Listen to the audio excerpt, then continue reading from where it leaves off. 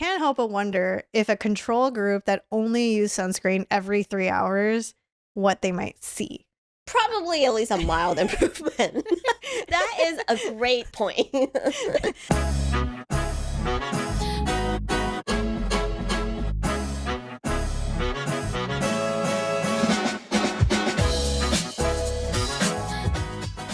All right. Welcome back, everybody. This is the Chemist Confessions podcast. I'm Victoria. And I'm Gloria. And this is a humans conversation on all the skincare science we talk about on the daily. And today is part 2 of our hyperpigmentation series, but really to talk about hydroquinone. Oh, yes. Yeah. Although hydroquinone has quite a long history. So we are actually going to not even focus on hydroquinone because unfortunately in the US, it has been banned as an OTC ingredient, but more importantly, to talk about actives that have been tested against hydroquinone. There's quite a few, so it might be hopefully interesting for you all. Yeah, so we're going to start with what is hydroquinone and the controversy, why in the US it's prescription only. There's a lot there. We're going to try to keep it relatively brief, but essentially, we'll put the structure up here. We kind of touched on this last episode. It's a simple phenol that's been used for a gazillion years. It is a tyrosine inhibitor. There are in vitro studies that also suggest that it works, that again we touched on in the previous episode, that it kind of inhibits melanocyte development as well to act as a second pathway to preventing overproduction of melanin. So this has been touted as essentially the gold standard hyperpigmentation actives for forever, since like the 50s or the 60s. But there's also a lot of downsides to hydroquinone. Yeah, so unfortunately, the FDA has recently, I believe in 2020, officially banned hydroquinone as an OTC option. And now the only way you can get it is via a prescription. And there's a few reasons. Probably the main reason is that there's quite a lot of side effects with hydroquinone. And ultimately, the FDA felt that you're going to need a derm to really monitor your progress while you're using hydroquinone. Some of the general side effects include things like irritation, contact dermatitis, erythema. You even get things like stinging and even a kind of unwanted darkening of the skin that tends to happen in darker skin types. On top of that, there were a couple studies that started to basically look at hydroquinone formulas and detected levels of mercury in these formulas. Terrifying. Mm-hmm. However, I do want to state that I looked into this. I looked at what products they tested, and a lot of the brands you guys have never heard of. In fact, if you looked at the brand, you'd be like, I would not put that on my face. Yeah. A lot of them are, they just look honestly foreign. The labels don't look all that professional. If I were to guess where you could get these products, it's probably the backlot of like an Asian supermarket. Yeah, is how I would describe that. So for those of you who have been, I guess, worried hearing this and you might have used an OTC hydroquinone product, not to fear, I believe Murad back in the day had a hydroquinone option and definitely would not be worried about that scenario. But understand that the FDA doesn't regulate skincare. And because of that, it's just a wild, wild west for them. So I can immediately understand why they were just like, we're just going to shut all of this down. It is not worth it. So hopefully that gives you an explanation of why there's so much controversy around hydroquinone. Yeah, and to give you an idea of what you expect from using hydroquinone, again, it's now prescription only, so definitely you need to consult a derm to see if it's right for you. But in the US, the hydroquinone product that is approved for prescription is Triluma, and I dug out their clinical, so I figured we'll share the results real fast. And it's a pretty solid clinical, and I would say pretty different than cosmetic type clinicals you'll see on the subject. Mm-hmm. So so in the Triluma clinical, and I should mention Triluma combines 0.05% tretinoin with 4% hydroquinone with 0.01% of a topical corticosteroid. And we'll say this is actually another facet to why it's important to have a derm on your journey. It's usually not just hydroquinone. It's oftentimes used in combination with other aggressive actives where you need to monitor your progress and you cannot use this continuously in your routine. In the Triluma clinical, they recruited 228 subjects. They only used it once a day, and this study went on for a whole year. And I should point out that this isn't to backtrack on my statement that you shouldn't continuously use this. What they do is they have the subjects check in with the derm like every week. And if they see resolution, if the derm see resolution of their hyperpigmentation, they will stop their triluma and then they'll continue the visitation throughout the year. And if it comes back, then they'll put them back on an 8-week regimen of triluma to kind of just monitor their progress throughout the year there. Yes. I have a question. When you say resolution of their hyperpigmentation, is it like what degree? Because I'm assuming it's not completely. Yeah, that's a great question. It's definitely based on the derm's assessment of what counts as a resolution. I wish I have a picture of the scale, but it's pretty clear. Just think of pretty dark melasma into a maybe your contouring got away from you a little bit level of hyperpigmentation. So nice. That's very clear, actually. Yes. Yeah.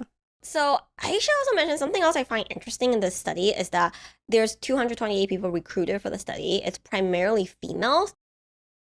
But I also want to mention that they gave the ethnic breakdown of the people who recruited, and this study is 65% white, and only 7% black, and 5% Asian, and 25% other, which is a very significant chunk for other unspecified ethnicity. But I should mention that this is another reason why you definitely want to work with a derm pretty intimately through your journey, because people with different ethnicities and different skin types can react to these things pretty differently. And it's been said that people, African Americans and also like people of Southeast Asian descent, they can be more prone to that, the side effects of you don't want to get there, like the very permanent darkening and or unwanted lightening of skin. So this is pretty important. We should put the results up on the screen for you guys to look at. And for those that are listening to this episode, we're basically sharing the general results. For example, they're looking at the degree of pigmentation of these melasma lesions over the 1-year time frame. And you can see that basically the group that was categorized as severe, you can see that decreasing. How they've broken it down, I should further elaborate, is that they break them down into categories, or I guess degrees of severity. So you have cleared, mild, moderate, and severe. And so you can see that general decrease of these severities and moving into these lower tiers of melasma.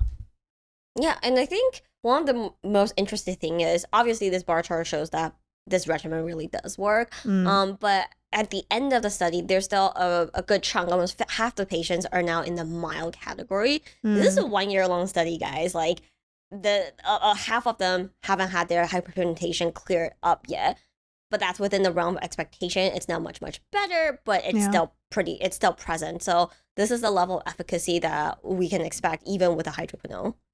And I do want to emphasize again what Gloria mentioned about how these derms will stop use at a certain degree.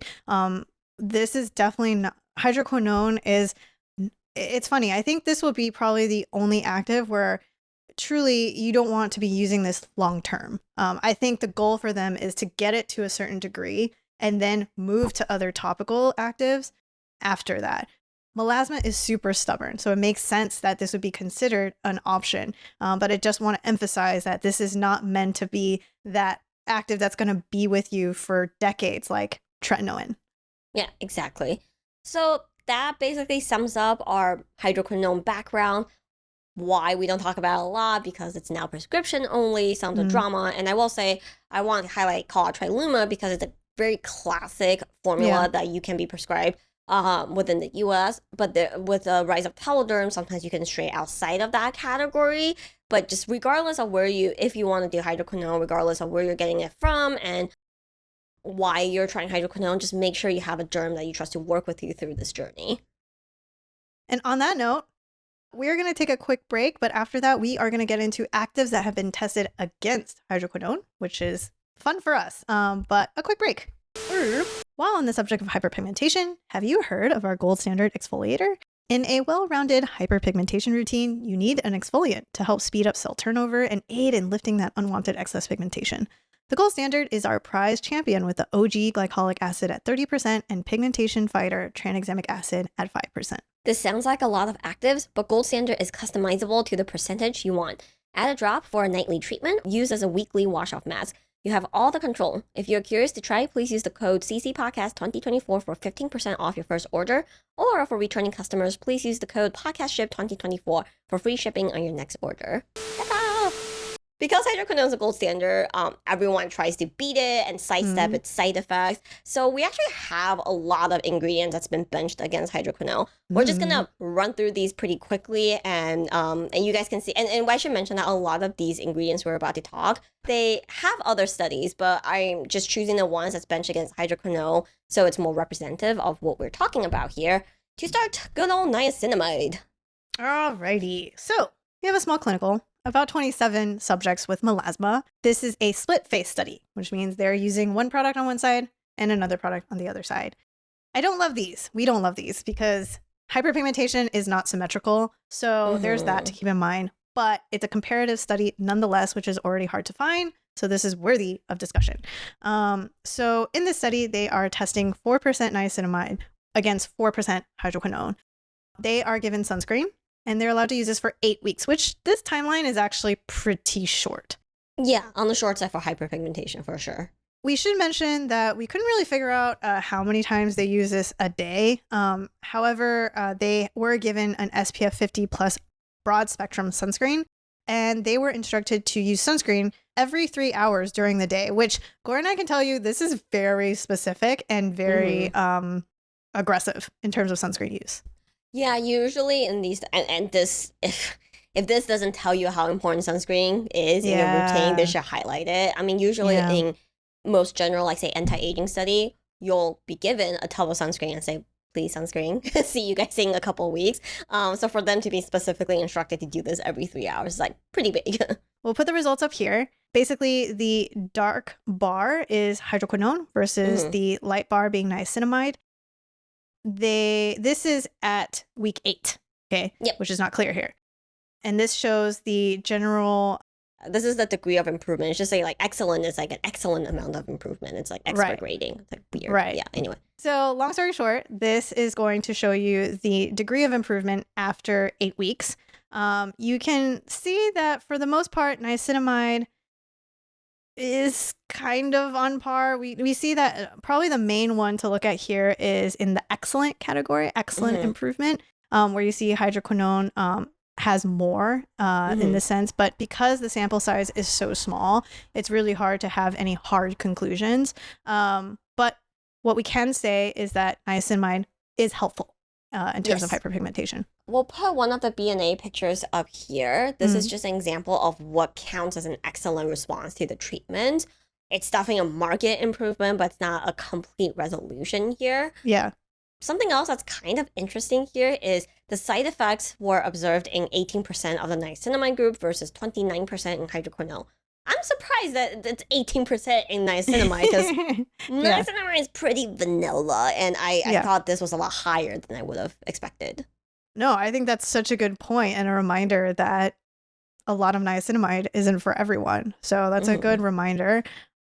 I did also want to note that there is a part of me that can't help but wonder if a control group that only use sunscreen every 3 hours, what they might see. Probably at least a mild improvement. That is a great point. So there's just a part of me that was just like, man, I just want to know. So just keep that in mind. Like Gloria had said, sunscreen is very much a key component to a good hyperpigmentation routine. But yeah, this is honestly a great comparison of apples to apples, 4% niacinamide to 4% hydroquinone. Cool. We have a lot, so let's run through it. Next, we have ascorbic acid, good old vitamin C. This one is an even tinier study. Sometimes it's the study's so small. I feel jazz hands. Come on, mildly embarrassed talking about this. But anyway, this is N equals 16. And to maximize the 16 phases that they have, this is also a split phase study. On one side, they use a 5% ascorbic acid cream. And then on the other side, they use a 4% hydroquinone treatment. They did specify this one as a once-a-day treatment, so just once a day at night. The sunscreen was also supplied. It's applied daily, but this one wasn't as aggressive as the other one where they tell them to reapply every 3 hours. And I'm going to read out the conclusion line, which I think sums it up really well. They say, The best subjective improvement was observed on the hydroquinone side with 93% good and excellent results compared with the 62.5% on the ascorbic acid side. Colorimetric measurements show no statistical differences. Side effects were present in 68.7% of the hydroquinone group and only 6.2% or just one patient with the ascorbic acid group. Side effects wise, that's pretty drastic. Yeah, it's hugely drastic. And we should mention 5% AA is relatively low for sure for ascorbic acid. But I wouldn't expect more than this number of adverse events for ascorbic acid to begin with. So yeah, for sure. And we've got two more. So let's move right along to azelaic acid. This is a big one. I think this is the main one for me that is important to compare. Azelaic acid 20% was benched against a 2% hydroquinone cream used twice a day. And should mention that 2% is definitely on the lower end. This used to be for a little bit before it got outright banned. You can find it at the OTC level on the market. This was, like Victoria said, is a big one. This is N equals 155. Now these 116, please divide your face up into 18 quadrants so we can maximize results. Just take your melasma patch and then just make a pie chart. Oh gosh. Anyway, 24-week study, so also a pretty lengthy study. And we'll put the chart up here, but I'll read the results real fast. 73% of the patients, compared with just 19% of the hydroquinone patients, had good to excellent overall results. Transient mild to moderate irritant reactions seen with both. I should mention this seems like hydroquinone is milder, is pretty mild here, but this is just 2%. So that extra 2% really adds to the irritation level for sure. Yeah, and I was also wanted to add that azelaic acid 20% is going to be a prescription. Again, I do wish it was 20% versus prescription 4%, but hopefully this gives you a good idea of what azelaic acid can do and also explains why azelaic acid gets prescribed for those trying to tackle melasma. So yeah, this generally makes sense and is also why we think azelaic acid is a great active to have in your routine. Finally, we should talk about silymarin. We really like this active. And one of the clinicals we'll share is not bad. It's a small subject size of 42. This is 14 per group. What they did was they broke these subjects into 3 groups where they tested 2 different concentrations of silymarin. So you have a 0.7% silymarin group, 1.4% silymarin, where they effectively doubled the concentration. Then finally, your 4% hydroquinone positive control group, essentially. We will put the chart of results up here for you guys to see. They had subjects test this for 3 months, and they basically document the same thing. The general response, poor, medium, good, and excellent, and that progression over time. Sorry, guys, they didn't put it in a nifty bar, so it might take a little bit to pause and read through the numbers, but it's still, there's some pretty good takeaways. So in the good and excellent group, what's interesting is 0.7% silymarin seems very on par with 1.4% silymarin. In fact, 0.7 seems to have done a little better than 1.4. I should mention that silymarin is the active material isolated from milk thistle. It is unstable. We have an old iteration of Mr. Reliable that turned into a poo-like color and consistency on us. So I'm suspecting that this paper did share the formula. It's a very, very rudimentary, very basic formula. So my suspicion here is the formula isn't as well done as it could be for silymarin. So all in all, the hydroquinone group still did better in terms of just raw performance. So roughly 40% of the hydroquinone subjects saw good to excellent improvement, whereas in the silymarin groups, we're looking at more like 30, 20 some odd percent show excellent, good to excellent improvement, where most people saw just good middle of the road improvement. But what's notable in this study is 10 out of 14 people experienced irritation in the hydroquinone group, whereas there are no side effects detected in the silymarin group. We should also share some before and after pictures. We should mention that these pictures are not your typical standardized instrumental photos. However, you can definitely see the general lightening that is achieved, I guess, and what is shown is probably their best candidate here. All that to say, in terms of silymarin, strictly because there were no side effects detected, this is a great secondary active to have in a hyperpigmentation routine, just based on some of this preliminary data. And we say preliminary because testing is sparse. However, it's actually pretty good in comparison to some of the other actives out there. So we feel that this is worthy to share. Yep. So those are some of the top ones and some of the most interesting ones we see, most interesting data we see on actives being benched against hydroquinone. We're going to take a quick break, and then when we come back, we'll title up on how to shop for these ingredients, what is a good strategy when it comes to putting together your hydroquinone-free hyperpigmentation routine, and yeah, we'll be back after this. All right, it's the Animal Fun Fact Corner, and so today is my turn. I'm talking about the speckled mouse bird. It's just not a great name, but for those of you who don't know, birds have fascinating social behaviors. This is a conspicuously social bird, where they feed together as a group, they engage in mutual preening. But the thing I want to talk about is that they're very interesting in terms of eating. So they typically eat, they're called, I don't know if you've heard of this before, they're called frugivores.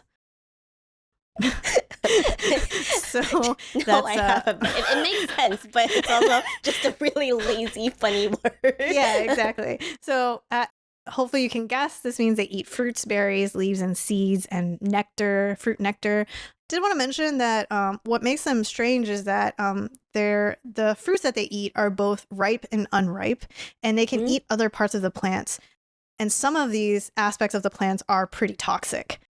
So what they do is, in order to neutralize the effects of these toxins, they also ingest clay and dirt.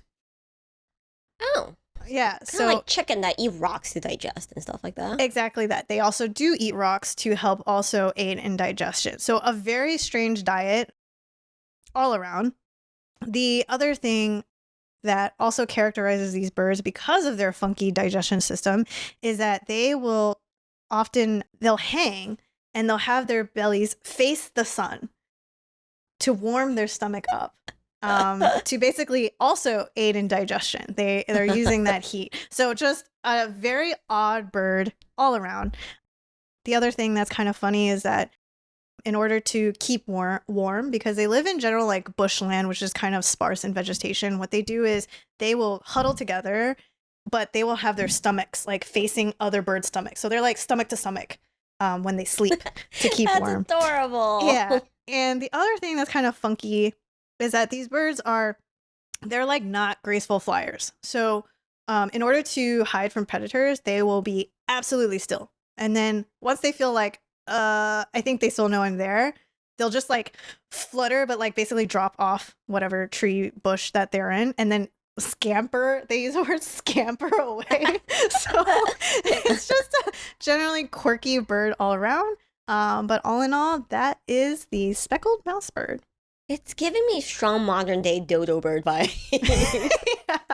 Yeah. Definitely a derp all around. And you know how like in Moana that chicken like keeps swallowing stones? Like it kind of gives me that vibe. Like they're just like a very odd derpy bird all around. Yeah. So anyways, food for thought in terms of bird behavior. Bird facts. We're back at birds. Yeah. Yeah. All right. Now let's wrap this up. Cool. It's time to talk about the general hyperpigmentation routine. Let's just sum up everything we've been discussing in the past couple of episodes. I think too, the biggest takeaway is hydroquinone being the gold standard isn't right for everyone. But when we're talking about replacing hydroquinone, there isn't one thing that like quite cuts it. And even 100%. Hydroquinone is oftentimes prescribed in conjunction with tretinoin and even a corticosteroid. So honestly, kitchen sink method is just the way to go with this. Yeah. And we should also remind people that hopefully after listening to all of these clinical tests that we've been sharing with you, the timeline is really important. It's going to take 6 months, honestly, on average. So hopefully you guys are giving your routines long enough to see some sort of benefit. And just remember that even for the hydroquinone group, they're not seeing a complete removal of their melasma situation even after a year. You're seeing significant reduction, but you're not going to be able to completely erase it. We should also remind people that, hydroquinone is that active that's not meant to be a long-term active in your routine. It's important to make sure you're teamed up with a derm to really monitor your progression. And basically after that, hopefully you have some new ideas of what actives you can incorporate. Actually, let's go through a couple product recs per active we discussed. first thing being niacinamide. Most likely you have this on already. I don't know if we need to really suggest a product here. You really don't need to buy a specific niacinamide serum to, reap the benefits. And remember, the clinical was testing at 4%. So that's really all you need. On the flip side, if you have a pigmentation serum, definitely double check to see that niacinamide should be a pretty easy one. Like Victoria mentioned, you don't need a ton of it. If you have a niacinamide serum that's maybe in your routine for other reasons, and you want to go out and shop for a hyperpigmentation serum, definitely decode that IL, because odds are it's there too. So you don't want to be layering like 18 different things with niacinamide here. Next, we have vitamin C. The ascorbic acid version is the one we covered today. That is the gold standard because it has so much more data on almost everything. C ferulic is still the go-to. It's good for other things too, so definitely a staple especially in your morning routine. Check out our C ferulic dupes article if you don't want to pay. How much is it again? I can't keep up with C ferulic like inflation. 190. I don't know. Oh my god, so painful. Ugh. Anyway. Yeah. So, and then finally, in terms of azelaic acid, this is a tough one. Right now on the market, you really can only get 10%. So if you are incorporating this, just know that 20% level is really important, actually. In terms of all the clinical testing we've seen, you really need a lot of it. So if you are going to be using a 10%, you can use it twice daily, both morning and night. Are you going to get the same level of results? It's going to be tough to say. Honestly, it's probably going to be pretty hard, but it can still be helpful. And then finally, in terms of Silymarin, have you heard of Mr. Reliable? Just saying. I would say, like, in terms of a product that, we want to recommend here, I can guarantee you, Gloria and I have done a lot of work to make sure that we could get a stable version of Silymarin into a moisturizer at an effective level. So that would be our best recommendation here. There is Silymarin used, I believe, in SkinCeuticals' new vitamin C serum. Yes. There's that as well. So yeah. Hopefully that gives you a lay of the land. And with that information, we're going to actually just build our ideal kind of like starter routine in the hyperpigmentation realm for you guys. So hopefully this will be helpful for anyone that's just getting started. Hyperpigmentation it's an all hands on deck type of problem to have. So during the day, we recommend starting with a vitamin C serum. If you also use a hydrating serum, it doesn't quite matter if it goes before or after. Texturally speaking, I prefer using vitamin C after Aquafix. I just feel C ferulic directly on clean skin for whatever reason. At least this might be a mental thing for me, but I just feel like the hot dog water vibes is that much stronger when you have nothing else going on. You're just like, eh. So, yeah, that's fair. It's just got that solvent tactile feel that it just doesn't sit clean. Exactly that. And then we would recommend during the day to follow up with your azelaic acid. This, I will say, I think the Naturium one is a pretty solid one to choose here because it layers relatively okay with other products. Some of the gunkier ones, it's like impossible to sit under sunscreen, and we wouldn't recommend those. And also high tendency of pilling. For sure. Especially when you're trying to layer under sunscreen. It can be such a nightmare. So I totally agree with you. That is a great one. Should also mention the Inky has one as well. That one it's a light emulsion as well, but it might, pilling is kind of weird. It's really skin dependent. So, those would be the two options you can look at if you're dealing with any of that. Yep. And last but not least, definitely finish off your daytime routine with a sunscreen. Per recommended by that one clinical test, reapply often. Yeah. And then in terms of evening, this is where you can start adding in things like your retinoids. There are hyperpigmentation active serums that are going to have, actives like kojic acid blended with, your tranexamics, your Silymarin, your all of this. And you also, some of them come in moisturizer format. So we would say this is kind of this is the time where you're kind of layering multiple hyperpigmentation active products, and that's completely normal. And then in terms of one more thing, which is exfoliation, it is very helpful. And we'll put a link to our hyperpigmentation guide in the description below, but it's something that we didn't really mention in this episode. However, it is very helpful to the routine. So because there's a lot of products getting stacked in these routines, one thing to consider is really home peels. Just doing one like once a week for those that maybe have more sensitive skin, even just twice a month or once a month, can be very helpful to your overall strategy. Yeah, hopefully this was helpful. And all of these are things you can get at the cosmetic level. If you're thinking about leveling up and getting a prescription, the two big dogs there are azelaic acid and tretinoin. I will say, kind of referencing back to our retinol versus tretinoin episode, if you have a retinol that you like and love in your routine, you don't necessarily have to go down the tret rabbit hole, but prescription level azelaic acid might definitely be worth exploring. For sure. And on that note, that is the end of our episode. We hope this was helpful to you guys. Hopefully we've given you some new ideas on what you can incorporate specifically for this very stubborn concern. But otherwise, Gloria, where can they find us? You can find us on our website at chemistconfessions.com. Write to us at info@chemistconfessions.com. You can DM us on Instagram at chemist.confessions. That's also where we pull you guys for all your questions that shape these episodes. Last but not least, we're also on TikTok. And we'll see you guys next week. Bye!